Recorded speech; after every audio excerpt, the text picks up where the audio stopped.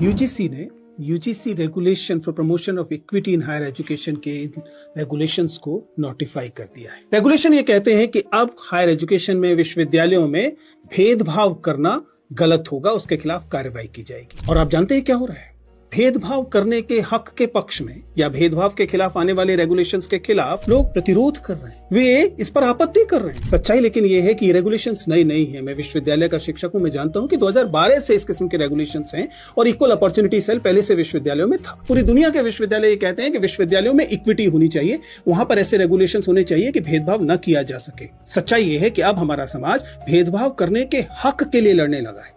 UGC के आंकड़े देखें तो बताते हैं कि यूजीसी खुद कह रहा है कि 118% बढ़े हैं डिस्क्रिमिनेशन की जो शिकायतें हैं वो। इसका मतलब कि डिस्क्रिमिनेशन इन हायर एजुकेशन में होता है। कौन नहीं जानता, हम जानते हैं। आईआईटी की स्टडी से आप पहले से परिचित हैं कि जाति देखकर अंक दिए जाते हैं, मेडिकल कॉलेजेस में जाति देखकर भेदभाव होता है, यूनिवर्सिटीज में जाति देखकर भेदभाव होता है और अन्य पहचानों के आधार पर भी भेदभाव होता है। इसलिए वास्तव में इस देश को समतापूर्ण बनाने के लिए स्वाभाविक है इस बात की जरूरत थी कि रेगुलेशंस आए। और ये रेगुलेशंस क्या मांग करते हैं? ये रेगुलेशन ये कह रहे हैं कि अगर कभी भेदभाव होता है तो उसके खिलाफ शिकायत करने के लिए एक डेफिनेट कमेटी होगी और उस कमेटी का कंपोजिशन ऐसा होना चाहिए कि वो भेदभाव के खिलाफ वास्तव में जांच कर सके। ऐसा ना हो कि भेदभाव करने वाले समुदाय के लोग ही उस कमेटी में बैठे हुए हों। तो स्वाभाविक है, लोगों का कहना है कि इनका गलत इस्तेमाल हो सकता है, ये मेरिट के खिलाफ है। ये समझना मेरे लिए तो एकदम मुश्किल है कि मेरिट के खिलाफ कैसे हो सकता है। और जहां तक गलत इस्तेमाल की बात है, ध्यान रखिएगा, कोई भी एक्स्ट्रा ऑर्डिनरी लॉ, चाहे वो जेंडर जस्टिस के लिए हो रही हो, चाहे वो दहेज के खिलाफ हो रही हो, चाहे वो दलित उत्पीड़न के खिलाफ हो रही हो,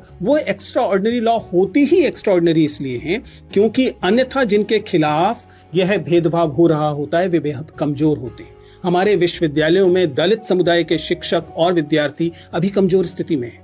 अगर उन्हें अतिरिक्त ताकत नहीं दी जाएगी तो ये भेदभाव लगातार बढ़ते रहेंगे। इसलिए मुझे लगता है कि हम तमाम लोगों को, ठीक तरीके से सोचने वाले लोगों को, इन रेगुलेशंस का समर्थन करना चाहिए और वे लोग जो इसके खिलाफ प्रतिरोध कर रहे हैं उन्हें समझना चाहिए कि देश संविधान से चलेगा।